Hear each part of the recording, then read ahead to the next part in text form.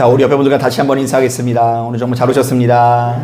은혜 받기 원합니다. 예, 감사합니다. 이 자리에 참석한 저와 여러분들의 10년 가운데 주께서 허락하시는 평안과 기쁨이 함께 하시기를 주님의 이름으로 축복합니다.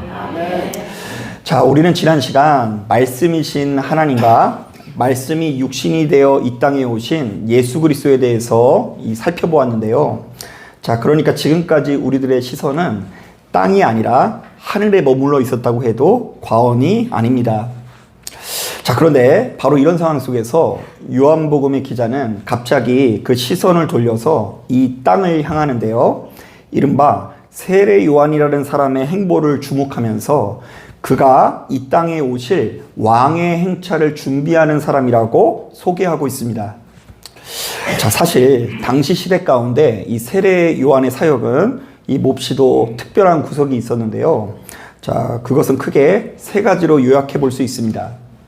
자, 먼저 첫 번째로 당시 시대의 종교 지도자들은 주로 예루살렘에서 활동을 했는데요. 세례 요한은 이 예루살렘 성전에는 얼씬도 하지 않고 요단강 근처에서 활동했다는 점에서 특이합니다. 자, 이게 왜 중요하냐면요. 자, 이스라엘 백성들에게는 사실 성소라는 장소가 굉장히 중요하거든요. 그러니까 예배드리는 장소가 굉장히 중요해요. 자, 왜냐하면 하나님께서 이곳저곳에 다 계시기도 하지만 집중적으로 계신 곳이 어디라고요? 예, 예루살렘 성전이라고 생각했어요. 그래서 이제 성전은 하나님께서 거하시는 장소이자 복의 근원인데, 이 세례 요한이라는 사람은 그곳에 근처에서 얼씬도 안 하고 요단강 근처에서 사역을 하니까 이 특이한 일이 아닐 수 없죠. 자, 또한 두 번째로 당시 시대의 종교 지도자들은 성전에서 나오는 수익금을 바탕으로 몹시도 호화로운 생활을 했지만 세례 요한은 매우 검소한 생활을 했다는 점에서 특이합니다. 사실 당시만 하더라도 부유함은 하나님께서 주신 축복으로 여겨져서 복을 많이 받은 사람일수록 부유하게 산다라는 의식이 있었거든요. 그래서 이제 우리 교회를 다니는 사람들도 한때 어떤 것이 유행이었냐면요.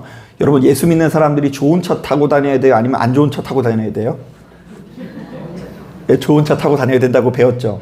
우리가 이제 예수 믿고 이렇게 잘 산다라는 것을 주변에 뽐내고 다니라고 이렇게 들었잖아요. 그래서 이제 의도적으로 이 대제사장들이 자기가 하나님께 큰 축복을 받았다라는 의미로 의상도 화려하게 입고 평상시 밥을 먹을 때도 고기 반찬을 먹는 어떤 그런 정서가 있었는데요. 자, 그런데 이 세례 요한은 정반대로 살아가는 거예요. 약대 털옷을 입고 메뚜기와 석청을 먹었다고 하는데요. 오늘날로 따지면 웰빙인 것처럼 느껴지겠지만 이제 그런 의미가 아니라 성경 안에서는 바로 이 사람이 매우 검소한 삶을 살았다는 의미가 있습니다. 자, 그리고 무엇보다 이 세례 요한은 자신을 찾아오는 모든 백성들에게 세례를 베풀었다라는 점에서 몹시도 특이합니다. 사실 여러분, 오늘날 교회에서는요, 이 성도가 교회를 나와서 세례를 받는다라는 거 참 기쁘고 즐거운 일이죠. 저도 가만히 보면 교회에서 권사 되실 분은 많은데 세례 받을 사람이 없어서 지금 걱정이거든요. 근데 요즘에는 진짜 세례 주기가 어려운 시대예요. 자, 그런데 당시만 하더라도 이 세례가 그다지 아름다운 의식이라고만은 할 수가 없었는데요. 왜냐하면 당시의 세례는 이방인들 중에 유대교로 개종하는 자들에게 행하는 예식이었기 때문입니다. 자, 그래서 이제 할례를 베풀고 할례의 상처가 다 나을 때쯤 이 강가로 데려가가지고 몸에 있는 상처 같은 거를 씻겨주면서 머리에 물로 너는 이제 깨끗해졌다라고 하는 것이 세례였어요. 자, 그러니까 이 세례라는 것은 이미 깨끗한 유대인은 받을 필요가 있어요, 없어요? 예, 없고요. 더러운 이방인들이 고침을 받기 위한 의식이었는데요. 자, 이른바 유대인 특유의 선민의식과 우월감이 반영된 행위였다라는 것입니다. 자, 그러나 세례 요한은 바로 이런 전례들을 모두 다 무시하고요. 유대인이든 이방인이든 자신에게 나온 사람 모두에게 뭘 주었죠? 세례를 주었다는 점은 우리 모두가 하나님 앞에서 죄인이라는 선언인 것입니다.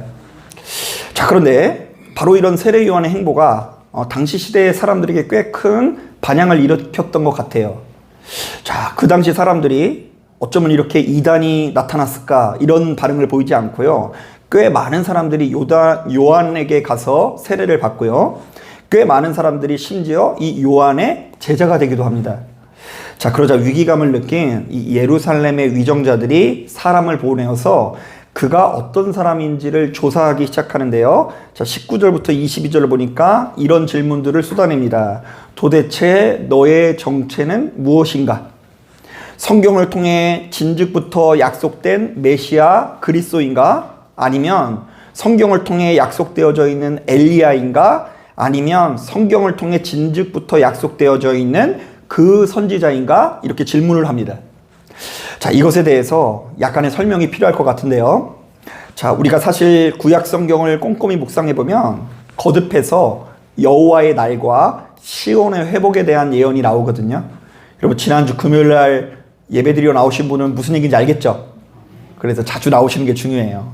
자, 그래서 이걸 쉽게 얘기하면 언젠가 때가 되면 이 땅에 여호와의 날이 올 텐데, 바로 그날이 오면 악인은 그 죄를 단죄받고 심판을 받을 것이고, 이스라엘 백성들은 그 어떤 민족보다 영광스러운 모습으로 우뚝 서게 된다라는 이야기입니다.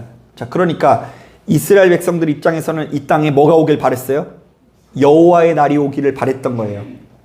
자, 그런데 성경은 만약 이 땅에 여호와의 날이 오게 된다면 반드시 일어나야 되는 징조가 있다라고 하는데요.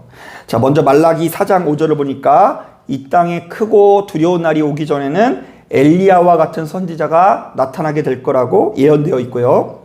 신명기 18장 15절을 보니까 이 땅에 모세와 같은 선지자, 이 모세가 자기와 같은 선지자가 또다시 나타나게 될 거라는 예언을 남깁니다. 그리고 결정적인 순간에 이 땅에 하나님께서 보내신 메시아, 곧 그리스도가 오셔서 이 땅을 공의로 통치하실 것이 숱하게 예언되어져 있어요. 자, 그래서 당시 종교 지도자들은 바로 이러한 말씀을 근거로 세례 요한에게 묻는 거예요. 도대체 너의 정체는 뭐냐? 너는 이 땅에 오기로 한 엘리야냐? 아니면 모세냐? 아니면 그리스도이냐? 자, 그런데 바로 이러한 질문들은 실상은 이런 의미가 있습니다. 너는 이스라엘 민족을 로마로부터 해방시키고 세상에서 가장 부유한 나라로 만들어줄 존재인가? 그렇지 않다면 네가 무슨 자격으로 백성들에게 세례를 주고 영적인 지도자 노릇을 하고 있는가? 네가 만약에 우리 민족을 일으켜 세울 지도자면 계속해서 활동을 하고, 그렇지 않을 거면 우리의 자리를 넘보지 말라. 자, 하지만 이 세례 요한은 이 모든 질문에 끝까지 겸손한 태도를 보이는데요. 자신은 그런 존재가 아니라고 이야기합니다.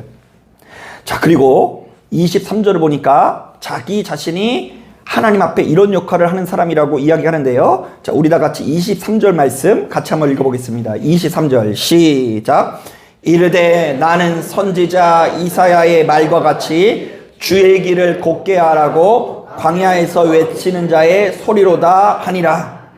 말씀을 보니까 이 세례 요한은 자신이 광야에서 외치는 자의 뭐라고 증언하죠? 소리라고 증언하는데요. 이른바 자신은 주님께서 이 땅에 오실 길을 준비하고 그분께서 이 땅에 행차하게 될 것을 주변의 많은 사람들에게 널리 알리는 역할을 맡았다라는 것이죠. 자, 이것에 관해서도 약간의 설명이 필요할 것 같은데요. 여러분, 지금 머리가 막 쥐가 날 것 같죠? 제가 조금 더 설명을 드릴게요. 자, 우리가 에스겔서 9장부터 11장을 보면 예루살렘이 너무 타락해서 하나님께서 예루살렘을 떠나시게 될 거라는 예언이 담겨져 있어요. 자, 이게 중요한 이유가 뭐냐면요. 전통적으로 이스라엘은 왕을 누구라고 생각했어요? 하나님이라고 이 성경에서 계속해서 주장을 해요. 그래서 이제 왕이 하나님이신데 하나님이 아니라 사람을 자꾸 왕으로 세우려고 하는 것을 굉장히 경건하지 못한 행동으로 정의를 합니다. 자, 그런데 이 성전을, 예루살렘 성을 아름답게 지어놨는데 정작 왕 되신 하나님께서 이 가운데 계시지 않고 떠나겠다라고 말씀하세요. 자, 그러니까 굉장히 무서운 일이죠. 자, 그러나 하나님께서는 자비와 사랑이 많으사 언젠가 때가 되면 이스라엘 백성들에게 돌아오실 것을 약속하시는데요. 자, 특별히 이사야서 40장을 보면 이 땅에 왕이 돌아오실 때의 상황을 이렇게 묘사합니다. 자, 한번 들어보세요. 외치는 자의 소리여 이르되 너희는 광야에서 여호와의 길을 예비하라. 자, 예루살렘이 지금 어떻게 됐다고요? 광야처럼 됐어요. 그 광야 같은 예루살렘에서 여호와의 길을 예비하라. 사막에서 우리 하나님의 대로를 평탄하게 하라. 골짜기마다 도두어지며 산마다 언덕마다 낮아지며 고르지 아니한 곳이 평탄하게 되며 험한 곳이 평지가 될 것이요 여호와의 영광이 나타나고 모든 육체가 그것을 함께 보리라. 자, 그러니까요, 이때 외치는 자의 소리라는 것은 왕이 다시 오셨다라는 것을 알리는 길잡이라고 할 수 있는데요, 쉽게 말하면 여러분 사극 같은 데 보면 이런 데 있죠. 물러거라 물러거라 대감마님 행차시다, 이런 얘기 보신 적 있으세요? 우리 다 드라마 전문가니까 알잖아요, 그죠? 물러거라 대감마님 행차시다, 이런 역할이 있는데 세례 요한이 바로 이런 역할을 감당하고 있다라는 예언입니다. 자, 그런데 오늘날 이 시대를 살아가는 우리들은 요한복음의 발자취를 따라서 본문의 내용을 해석할 수 있어야 하는데요, 자, 지금까지 하나님께서 무엇 되신다라고 배웠어요? 말씀. 첫 번째 시가 맞아요. 하나님은 말씀. 자, 지난 시간 예수께서는 무엇이 육신이 되어 오셨다 그랬죠? 말씀이 육신이 되어 오신 분이라고 했죠. 자, 그렇다면 바로 이런 증언 속에서 세례 요한이 왕의 탄생을 준비하는 사람이라고 한다면, 자, 세례 요한은 어떤 사람이라고 해석해 볼 수 있습니까? 자, 아주 간단합니다. 백성들로 하여금 하나님의 말씀을 들을 수 있게 준비시키는 존재라고 할 수 있는 거예요. 이른바 지금까지 세례 요한이 보이고 있는 행보는 이스라엘 백성들로 하여금 하나님의 말씀을 들을 수 있게 잘 준비시키는 행보라고 할 수 있는 것이죠. 자, 바로 이런 관점에서 예수 믿는 우리들이 오늘 본문 가운데 반드시 주목해야 되는 표현이 있는데요. 자, 먼저 첫 번째로 세례라는 단어를 주목해야 합니다. 자, 세례 요한은 이 땅에 예수께서 오시기 전에 모든 백성들에게 수시로 무엇을 주었다고요? 세례를 주는데요, 이것 자체가 사실은 회개라는 의미를 담고 있는 행위로서 이른바 하나님께 수시로 나의 죄를 고하고 회개하는 자가 하나님의 말씀을 들을 수 있다라는 메시지가 담겨져 있는 거예요. 자, 한번 따라해 보겠습니다. 스스로를 죄인으로 인정하는 자가 하나님의 말씀을 들을 수 있다. 어떤 사람이 하나님의 말씀을 들을 수 있다고요? 죄인으로 여기는 자. 바꿔 말하면 내가 죄인이 아니고 의롭다라고 생각하는 사람들은 예수님의 말씀이 들어왔다가도 튕겨나간다라는 이야기를 하는 거예요.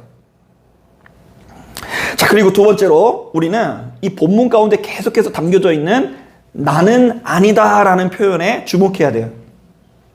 가만히 보면 요한은 19절부터 22절에 이르기까지 자신은 뭐가 아니라는 말만을 계속해서 반복하고 있습니다.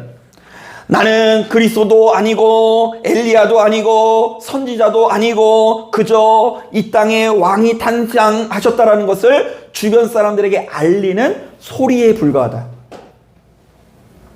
자, 그리고는 26절부터 27절을 보니까 자신은 이 땅에 오신 그리스도의 신발끈을 푸는 것도 감당하지 못할 자라고 말합니다. 자, 이것도 굉장히 중요한 메시지가 담겨 있는데요, 한번 따라해 보겠습니다. 오로지 겸손한 자만이 하나님의 말씀을 들을 수 있다. 네, 그러니까 여러분, 하나님의 말씀을 잘 듣기 위해서는 자기를 죄인으로 인정하고 그리고 겸손한 사람이 될 때에 들을 수 있는 거예요. 그래서 이제 안 들리던 말씀이 들린다라는 것은 내 안에 그런 영적인 변화가 일어났다는 의미가 있는 거예요. 왜 갑자기 이게 들리게 되었을까? 왜 갑자기 들리게 되었냐면 나의 영적인 상태가 변한 거예요. 아, 내가 교회를 나오기 전에는 대단한 사람인 줄 알았는데 이 참 별거 아니구나. 내가 교회를 나오기 전에는 주변에 많은 사람들이 나 때문에 살아간다라고 생각했는데 교회를 나오고 보니까 나 때문에 참 주변 사람들이 힘들었겠구나. 이런 신앙의 고백이 생기게 되면서 하나님의 말씀을 들을 수 있게 되는 거죠.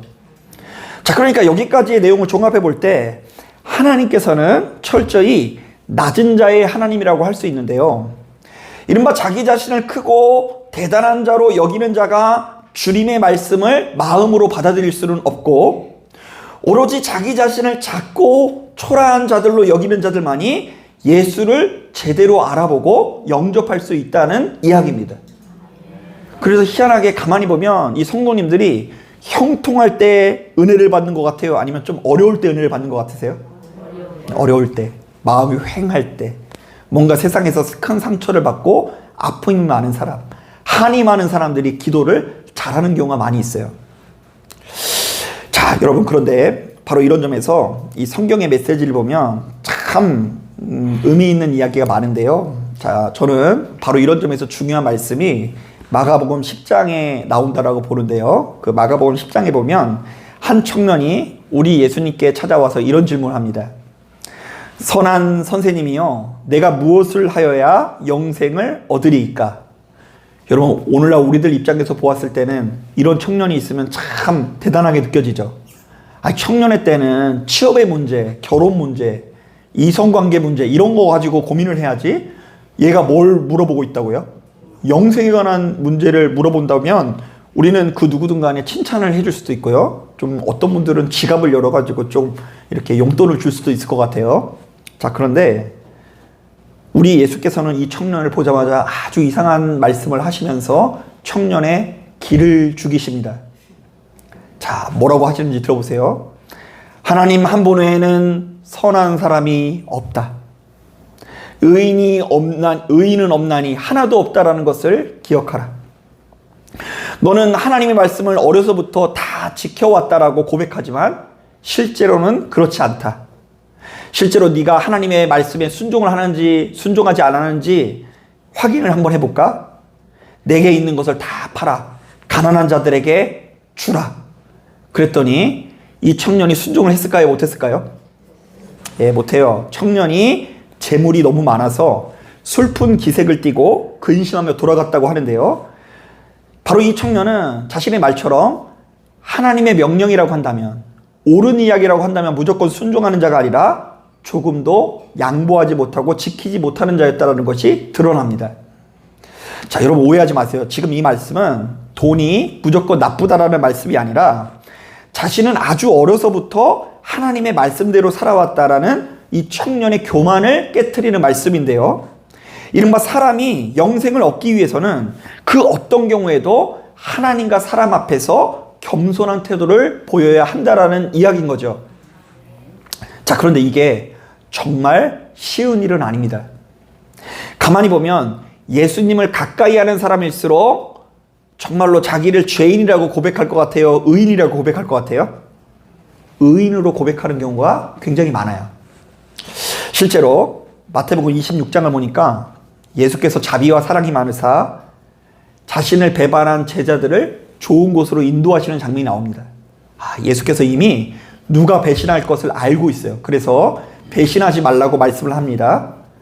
너희 중에 나를 배반하고 파는 자가 있으니 너희들의 마음을 돌이키라고 말씀합니다. 그럼 얼른 순종해가지고 제가 다시는 안 그러겠습니다 이러면 되는데요. 그 자리에 있던 제자들이 하나같이 뭐라고 하는 줄 아세요? 한번 따라해 보겠습니다. 주여, 나는 아니지요. 심지어 이미 예수를 팔고자 돈을 받은 가룟 유다도 뭐라고 이야기해요? 주여, 나는 아니죠. 이렇게 말합니다. 아니, 마음을 먹고 이제 예수를 팔기로 작정한 이 가룟 유다가 나는 안 그럴 것 같죠? 라고 물어봐요. 자, 이것은요, 이 같은 고백은 그리스도도 아니요, 선지자도 아니요, 나는 그저 광야에 울려 퍼지는 소리에 불과하다라는 이 세례 요한의 고백과 묘하게 대조를 이룹니다. 이른바 예수님의 제자들은 자신은 그렇게 수준 낮은 사람이 아니며 그렇게 큰 죄인일 리 없다면서 예수께 묻는 거예요. 주여, 나는 아니지요. 나는 그렇게 끔찍한 죄를 저지르지는 않을 것 같죠. 자, 그래서일까요? 그 자리에 있었던 모든 제자들이 바로 그날 밤 주님께서 말씀하신 것처럼 하나같이 예수를 배반하는 자리에 서게 됩니다. 심지어 베드로는, 수제자라고 알려져 있는 베드로는 다 굴기 전에 몇 번 예수를 부인하죠? 예, 이스라엘 문화 안에서 3번 부인했다는 것은 완전히 부인한 거예요. 사람이 한두 번 배신한 것은 그냥 적당히 배신한 건데 3번 배반한 것은 완전히 배반했다는 의미예요. 자, 저는 이것이야말로 우리를 파멸로 이끄는 죄된 본성이라고 보는데요. 이른바 우리 인간은 죄를 지어서 망하는 것이 아니라 죄를 지어놓고도 그것을 쉽사리 인정하지 않아서, 쉽사리 돌이키거나 그것을 회개하지 않아서 망하는 존재가 된다라는 이야기입니다. 자, 실제로 성경에는 이와 같은 이야기들이, 메시지들이 너무나 자주 등장합니다. 자, 먼저 창세기 3장을 보니까 아담과 하와가 뱀에게 유혹을 받아 하나님께서 굳이 먹지 말라고 하는 열매를 먹게 되는데요. 자, 그러자 하나님께서 아담에게 찾아오시는데요. 그때에 아담이 뭐라고 합니까? 자, 들어보세요. 하나님께서 내게 주셔서 함께 하게 된 여자가 나에게 열매를 주므로 내가 먹었나이다. 자, 한번 따라해 보겠습니다. 나는 아니고 여자가 잘못입니다. 자, 그런데 더 깊이 들어가면 그 여자도 누가 주셨다고요? 하나님이 주셨다고 하잖아요. 그러니까 나는 아니고 누가 잘못이라는 얘기예요? 하나님이 잘못입니다. 왜 나한테 여자를 주셔가지고 그 여자 때문에 나를 망하게 합니까? 이런 의미가 담겨 있는 거죠. 자, 그리고 그 뒤에 보니까 여자도 이렇게 말합니다. 뱀이 나를 꿰므로 내가 먹었나이다. 자, 다시 한번 따라하겠습니다. 나는 아니고 뱀이 진짜 문제입니다. 자, 결국 이로 인해서 아담과 하와는 하나님께 용서받을 수 있는 기회를 잃어버리고 에덴의 기쁨과 즐거움이 파괴되는데요. 자, 믿음의 사람들이 왜 도대체 무엇 때문에 이 천국을 누리지 못하는 것이 이 말씀 안에 담겨져 있는 거예요. 만약 선악과가 먹은 게 그렇게 잘못이라면 그 즉시 쫓아내셨겠죠. 그런데 기회를 주세요. 회개할 수 있는 기회, 돌이킬 수 있는 기회, 용서받을 수 있는 기회가 있는데 서로 자기는 아니라고 그러고 다른 사람이 나쁜 사람이라고 이야기하다가 망하는 길로 간 거예요. 또한 창세기 4장을 보면 혈기가 난 가인이 자신의 동생 아벨을 죽이게 됩니다. 자, 그러자 하나님께서는 그에게 찾아와서 이렇게 물으십니다. 내 아우 아벨은 어디 있느냐? 이거 뭐예요? 하나님께서 지금 아벨이 어디 있는지 몰라서 물어본 거 아니죠. 지금 기회를 주신 거예요. 하지만 가인은 되려 화를 내면서 이렇게 말합니다. 내가 알지 못하는 자입니다. 알지 못하나이다. 내가 내 아우를 지키는 자니까? 되려 누구한테 화를 내고 있어요? 지가 죄를 지어놓고 하나님께 막 화를 내고 있어요. 결국 가인은 하나님께 용서받을 수 있는 기회를 잃고 자신에 대한 이 형벌을 받게 되는 걸 볼 수 있죠. 자, 그런데 하나님께서는 이후로도 자신의 백성들에게 끝없이 좋은 것을 주십니다. 엄연히 따졌을 때 이 아담과 하와가 에덴 동산에서 내려올 때도 무엇을 입혀주시죠? 가죽옷을 지어 입혀주시고요. 가인에게도 표를 줬다고 하는데 그 표가 어떤 모양인지 모릅니다. 그런데 이 가인을 죽였을 경우에 7배나 이렇게 형벌을 받는다라는 표를 줘서 이 가인을 보호하는 장면이 나옵니다. 자, 그리고 그 이후에도요. 그들이 자신의 죄를 깨달으라고 율법을 주시고요. 자신이 저지른 죄를 회개하고 용서받을 수 있도록 제사 내지는 예배를 주십니다. 자, 그런데 율법도 그렇고 예배도 그렇고 그 본래 목적을 다 합니까? 못합니까? 못해요. 이스라엘 백성들은 도리어 더욱 자신을 의인으로 여기고 주변의 많은 사람들을 정죄하고 판단하고 무시하는 데 집중합니다.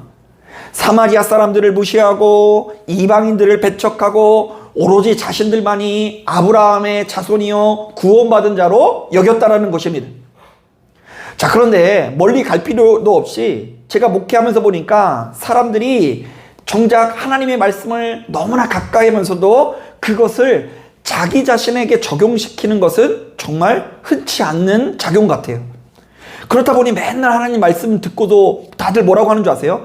이 말씀은 누가 꼭 들어야 됐대요. 이 말씀은 집에 있는 그 얄미운 그 사람 누구예요? 얘기하지 마세요. 이 말씀은 내가 들어야 되는 말씀이라고 고백하는 사람은 없고요. 이 말씀을 바로 그 사람이 꼭 들어야 됐다라고 고백합니다. 또한 말씀을 듣는 내내 자기보다 남을 낮게 여길 뿐더러 스스로를 우리 중 가장 작은 자로 여기는 분이 흔치 않다라는 이야기입니다. 가만히 보면 우리들은 타인을 가르치면서도 자기 자신을 가르치지 못할 때가 너무나 많고요. 타인을 정죄하고 판단하면서도 자신의 죄와 허물에는 한없이 너그러울 때가 많죠.